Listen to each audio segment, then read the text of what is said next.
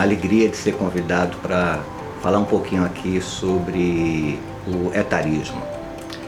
E vamos começar primeiro definindo claramente o que é etarismo, né? Então, o etarismo é um preconceito com relação à idade das pessoas, independentemente de que idade ela tenha. Então, preconceito, o que é? Preconceito é um pensamento menor, já pré-concebido, as pessoas já têm isso na cabeça sem motivo nenhum, mas ela tem algum pensamento com relação a uma determinada pessoa ou um grupo de pessoas. Então, no caso do etarismo, o preconceito é com relação a pessoas que têm uma determinada idade. Pode ser com relação à criança, então tem gente que diz que toda criança é chata, é um preconceito, é um etarismo. Todo adolescente é aborrecente, é outro etarismo. E aí o que nós vamos falar agora é sobre o etarismo com relação a pessoas idosas. E o que são pessoas idosas? Pessoas idosas, pela lei, aqui no Brasil, são pessoas que têm 60 anos ou mais. Então até os 59 anos você não é idoso. Quando você completa 60 anos, você aí recebe esse título de idoso e aí vai até o resto da vida. Então imagine assim, você tem 59 anos, assim, alguém como a gente mesmo, que trabalha com caminhão, trabalha com coleta, trabalha com varredeira mecânica, varrendo rua, pintando meio-fio, nossa atividade. E aí, imagine que você tem 59 anos e você está na véspera do seu aniversário, você vai dormir, você trabalhou normalmente, cumpriu a sua missão e vai dormir. E aí no dia seguinte, quando você acorda com 60 anos, você foi dormir um cidadão, um profissional conceituado, e aí você acorda no dia seguinte idoso. E o preconceito do etarismo, ele entende o seguinte, com relação ao idoso. Toda pessoa idosa, ela é frágil, ela é doente, a cabeça já não funciona mais tão bem. E aí dentro desse pensamento, aquela pessoa que até ontem era um profissional exemplar, ela acorda incapaz de exercer a sua função. Quando ela chega no trabalho, os colegas já começam a achar que a pessoa está velha, né? A empresa entende que não, agora já tem 60 anos, já não tem mais condição de trabalhar. E até ontem você desempenhou a sua função plenamente. Então, o preconceito, ele taxa a pessoa, quer dizer, determina que a pessoa que completou 60 anos, ela passou a ser idosa e por ser idosa ela não tem mais condição de desempenhar as suas funções. Vamos pensar assim, dentro aí desse princípio de preconceito, para a gente ficar mais claro o que é preconceito, vamos imaginar assim, uma pessoa careca. Então existe um preconceito com relação às pessoas carecas.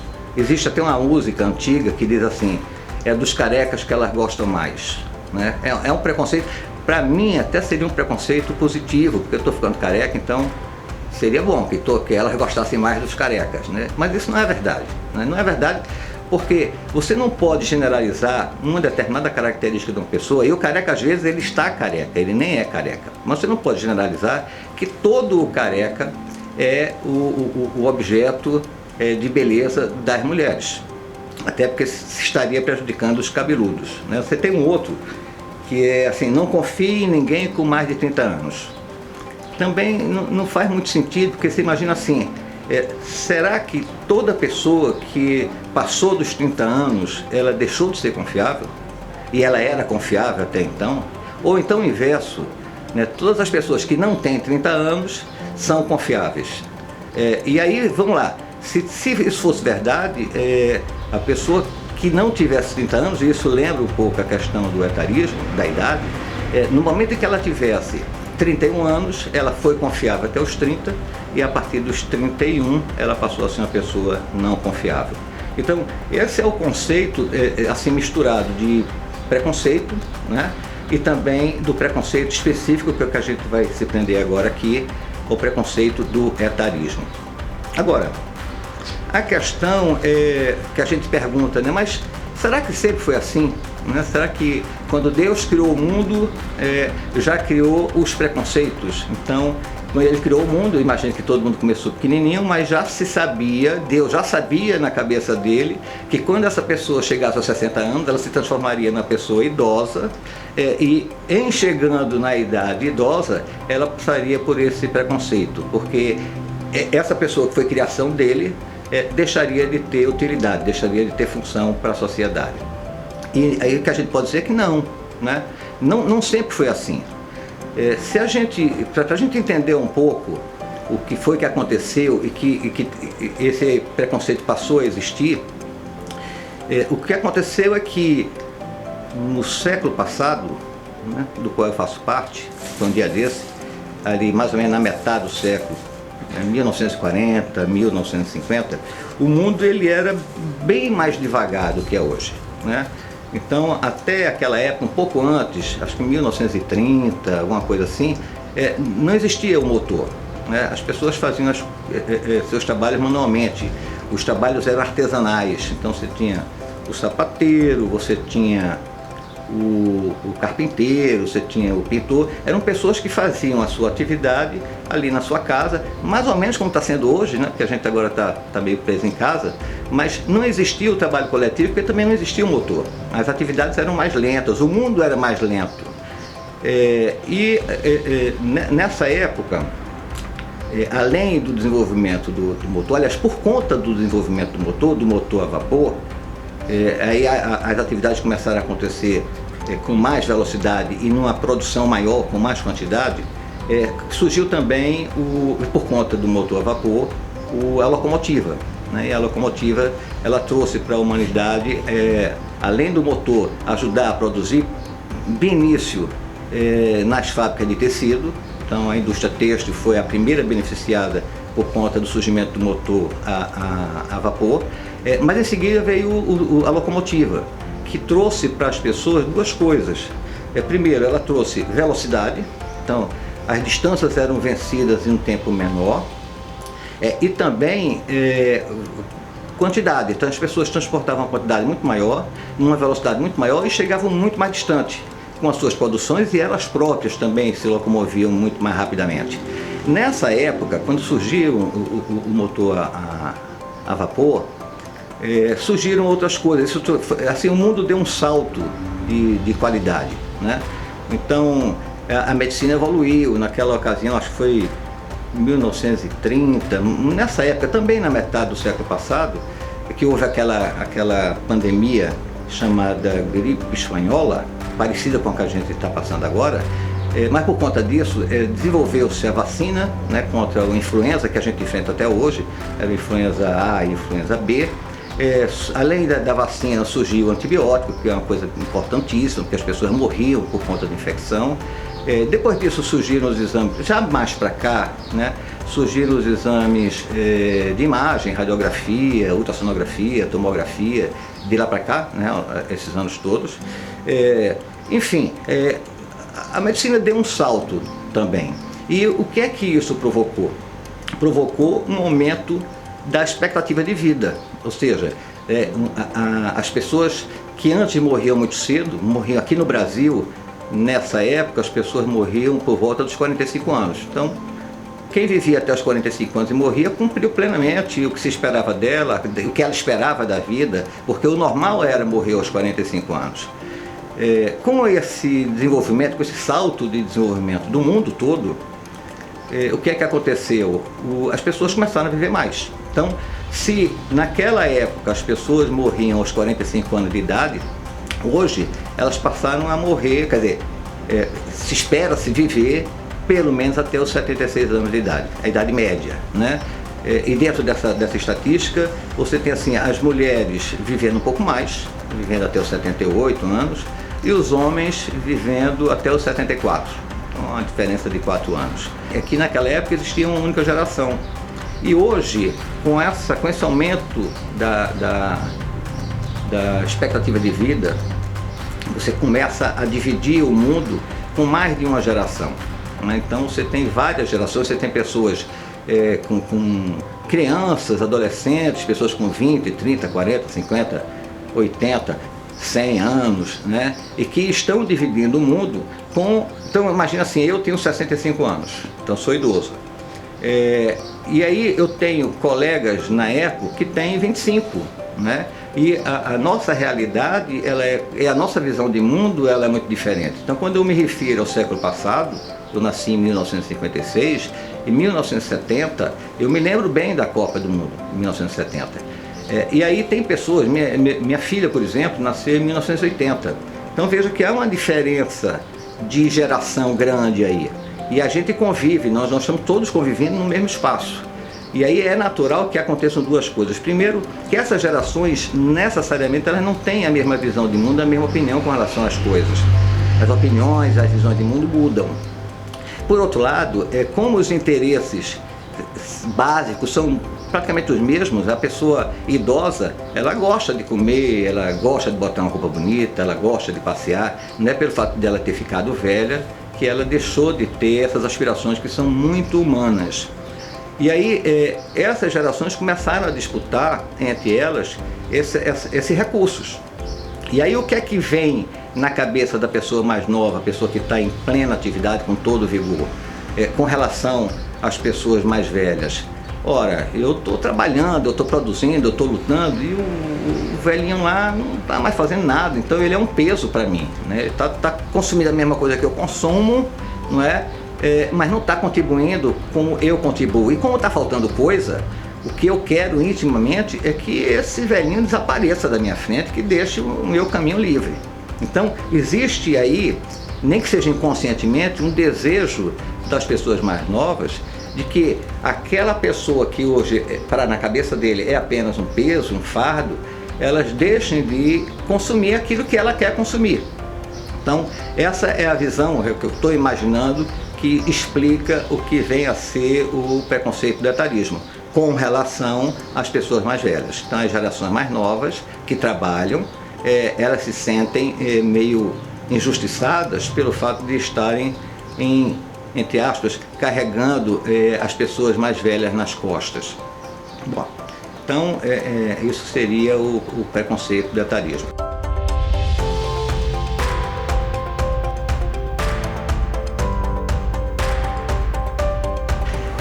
Então vamos lá. Hoje no Brasil a gente tem 113 milhões e 300 mil pessoas. Dessas 113 milhões e 300 mil pessoas, se a gente pegar um grupo de 10, dessas 10 pessoas, 1,5 pessoa hoje é idosa, né? Então 8 pessoas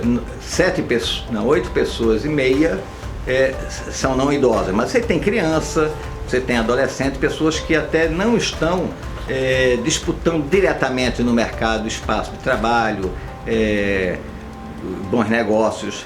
Na verdade, você tem na sociedade que chama-se, né, a sociedade economicamente ativa, você tem um número muito menor do que essas 113 milhões e 300 mil pessoas que existem no Brasil.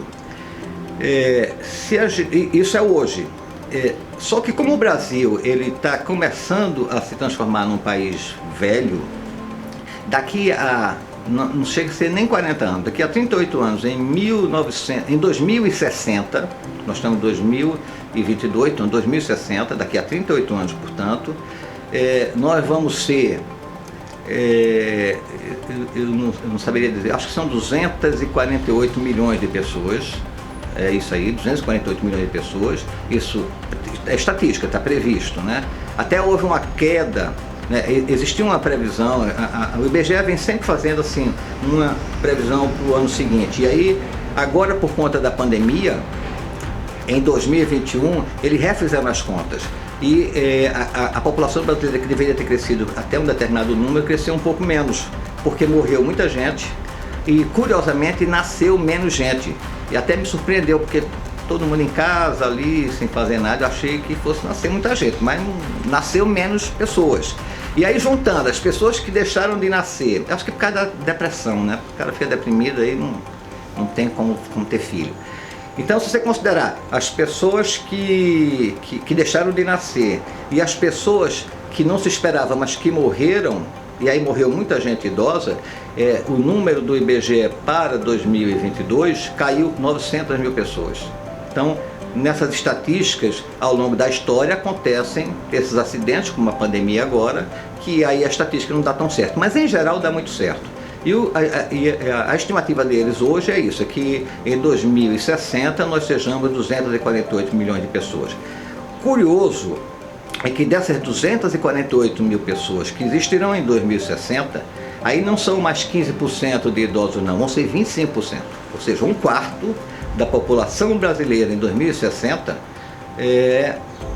terá mais de 60 anos, será idoso. Então um quarto o quê? Para cada 10 pessoas, 2,5 pessoas, não é, serão idosas.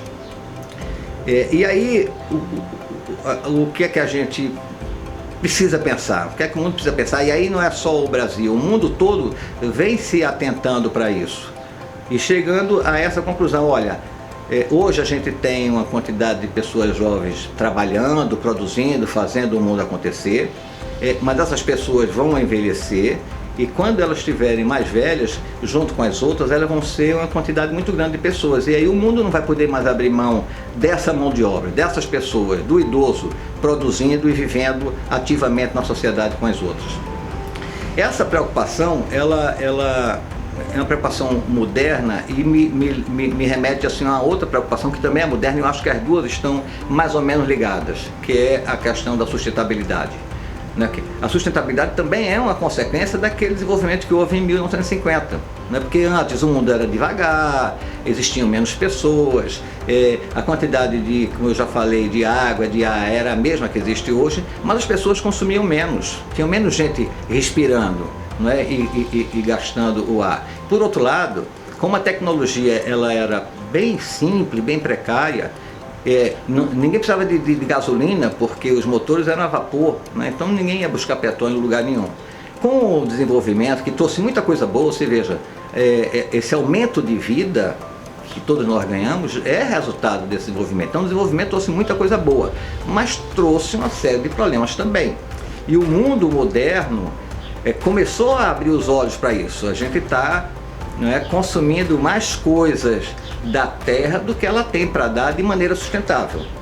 A gente está gerando mais lixo no mundo todo do que ele tem capacidade de absorver e de tratar esse lixo naturalmente. Então o homem começou a se preocupar em eu preciso administrar melhor a minha casa, tendo o mundo como casa, para que eu possa continuar tendo essa casa em condições boas de vida e para que os meus antepassados também tenham essa condição de vida boa. E aí, vamos analisar então, hoje, o que é que acontece com a pessoa mais idosa na nossa sociedade hoje. E vamos analisar então primeiro o aspecto profissional.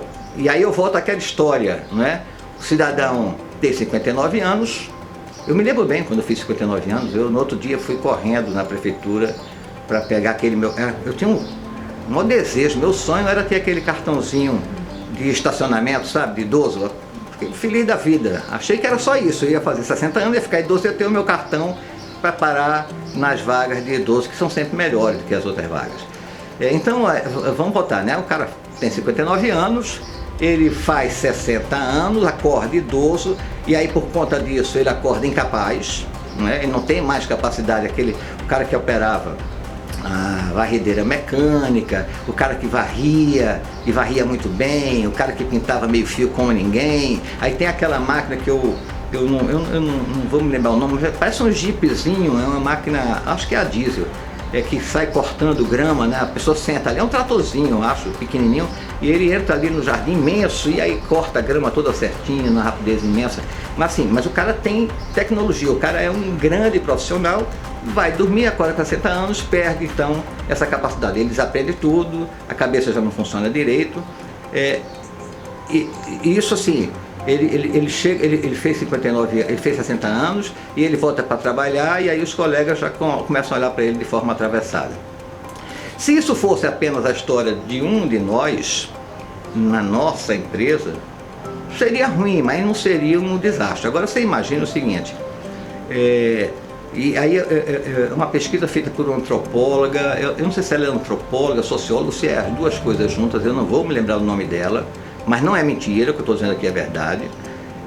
Ela fez uma pesquisa bem interessante, ela pegou uma empresa que estava fazendo uma seleção de pessoas para trabalhar em alguma coisa, e as pessoas que se inscreveram para fazer essa seleção tinham pessoas mais novas, tinham pessoas de meia idade, tinham pessoas também de mais idade, mas tinha um conjunto de pessoas de idade diferente, por conta daquilo que eu falei, as gerações começam a conviver e a buscar os mesmos recursos na mesma fonte. E aí o que é que ela observou? Da quantidade de pessoas inscritas para essa vaga de emprego, 40% menos de pessoas idosas foram chamadas para a primeira entrevista. Então o cara foi cortado da possibilidade de trabalhar.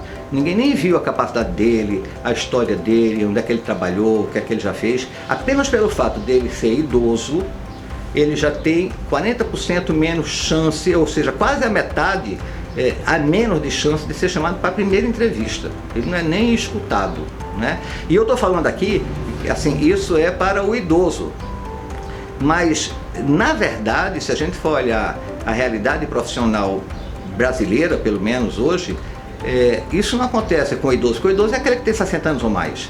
Isso já acontece a partir dos 40 anos. Depois que você faz 40 anos e você vai se candidatar a uma vaga de emprego, você provavelmente, em algumas ocasiões, talvez muitas delas, você não será chamado nem para a entrevista, porque você não é jovem.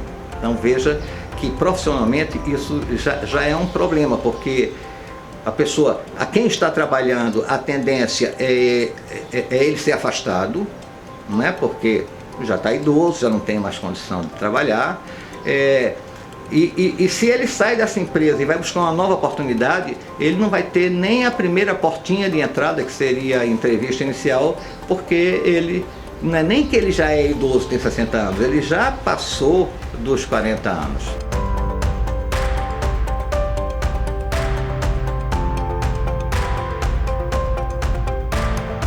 É a questão do idoso no ambiente familiar, né?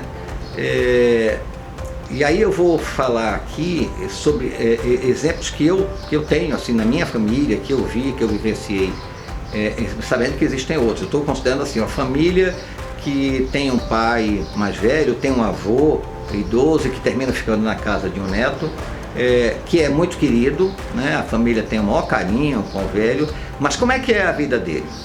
O velhinho, ele acorda e aí a pessoa que está cuidando dele diz: olha, você agora vai tomar banho e botar essa roupa aqui.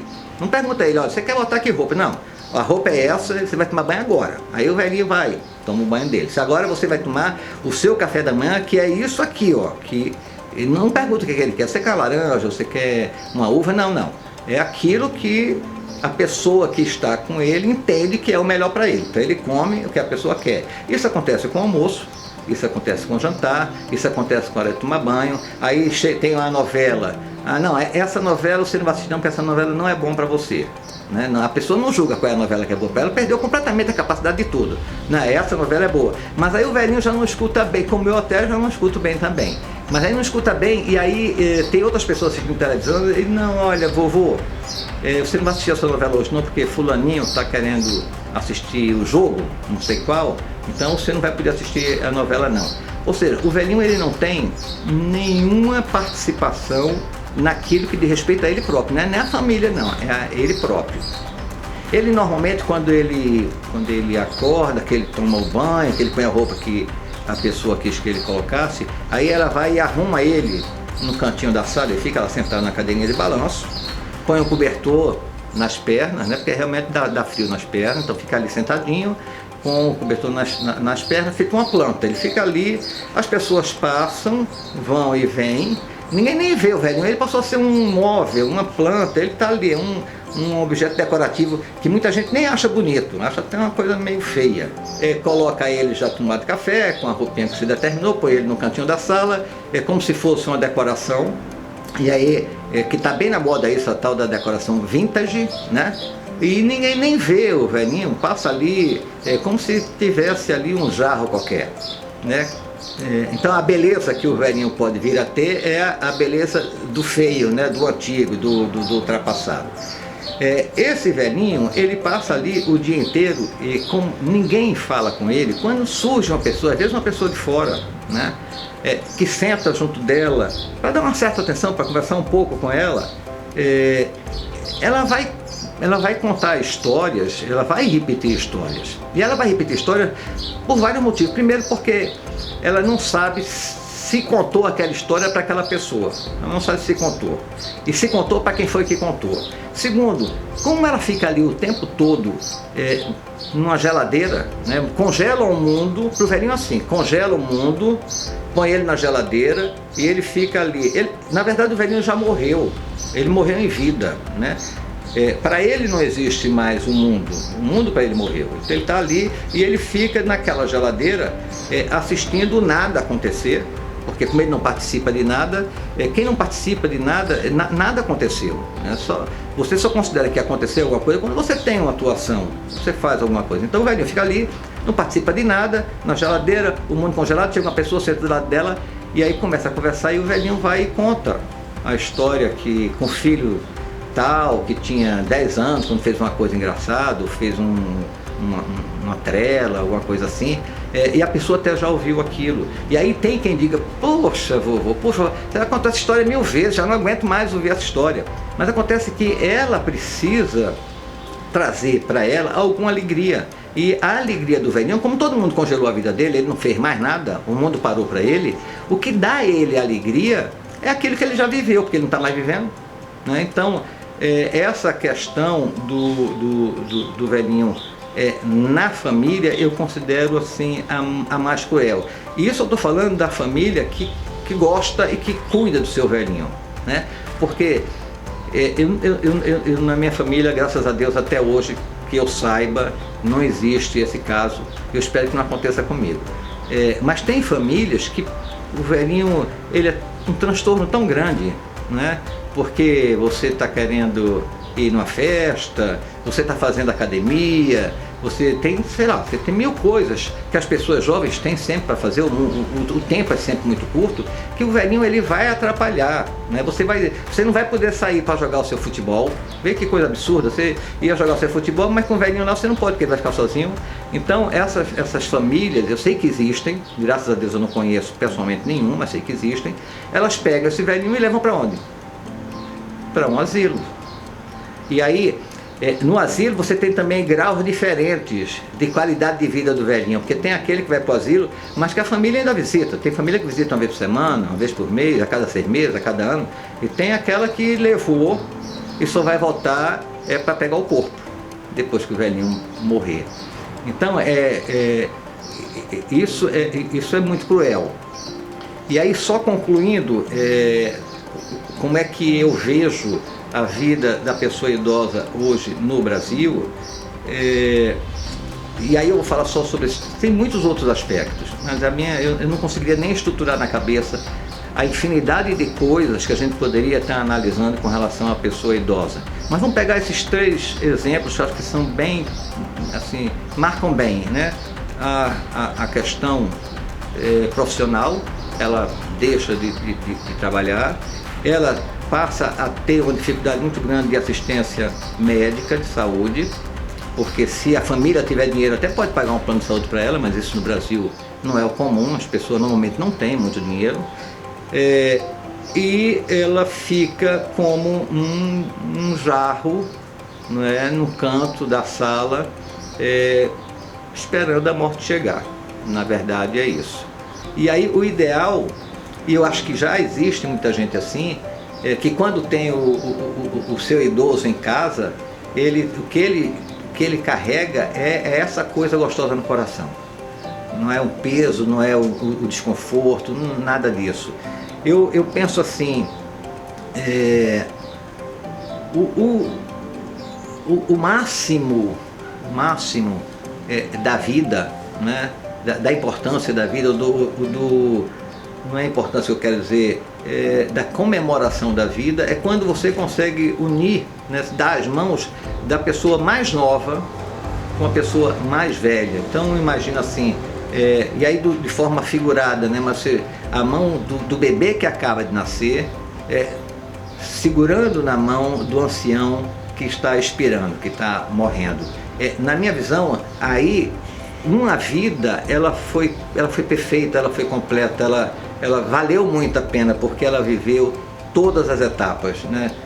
Bebê, nasceu, foi infantil, foi criança, teve a puberdade, foi adolescente, foi jovem, foi maduro e finalmente é idoso e cumpriu bem o seu papel de vida. Assim, no plano divino, eu penso, né, que no plano divino, quando Deus imaginou o homem, Ele não imaginou só o nascimento, Ele imaginou o homem inclusive com a morte. A morte, na minha visão, é uma coisa de Deus, e ela completa esse ciclo. Por isso que eu digo, pegando a mão daquele que nasceu com aquele que está morrendo, um ciclo divino está se completando ali. E isso eu acho que é o grande mistério, é o que vale mesmo a pena da vida. E aí eu penso que as sociedades todas começam a enxergar isso. E aí, voltando para aquela questão das mãos que se dão, eu penso assim, ainda dentro do plano divino, né? O ideal, Deus, quando eu penso, né? Quem sou eu para pensar, mas como eu sou uma criatura divina, eu posso pensar sobre Deus. Deus, quando Ele fez o homem e imaginou a idade idosa e o final da vida e a morte, o que Ele imaginou, eu tenho certeza disso dentro de mim, não foi o homem morrer porque ficou doente. É o homem viver todas as etapas da vida que ele teve e no final ele morrer de tanto viver. Viveu tanto que morreu. É isso aí.